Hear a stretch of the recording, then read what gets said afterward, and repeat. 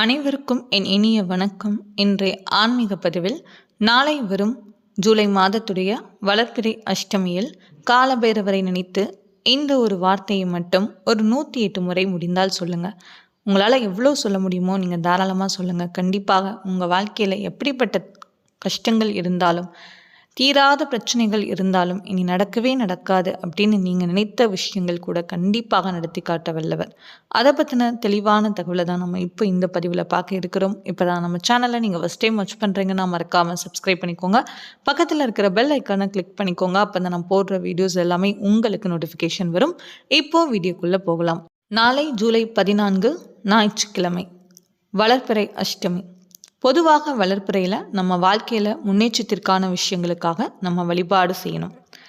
நாளைக்கு ஞாயிற்றுக்கிழமையில் வரக்கூடிய இந்த வளர்பிறை அஷ்டமி காலபைரவருக்கு உரிய நாளான இந்த நாளில் நம்ம காலபைரவரை நினைத்து நம்ம வழிபாடு செஞ்சு வந்தோம் அப்படின்னா நம்ம வாழ்க்கையில் இனி தீராவே நடக்காது அப்படின்னு நீங்கள் நினைத்த விஷயத்தை கூட நடத்தி காட்ட வல்லவர் தான் காலபைரவர்.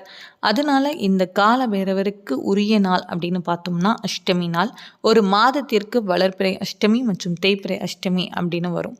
இந்த 2 அஷ்டமி நாட்கள்லையும் தினமுமே நீங்கள் காலபைரவரை வழிபட்டாங்கனாலே கண்டிப்பாக நம்ம வாழ்க்கையில் தீராத பிரச்சனைகள் எதுவாக இருந்தாலும் கண்டிப்பாக அது தீரும்.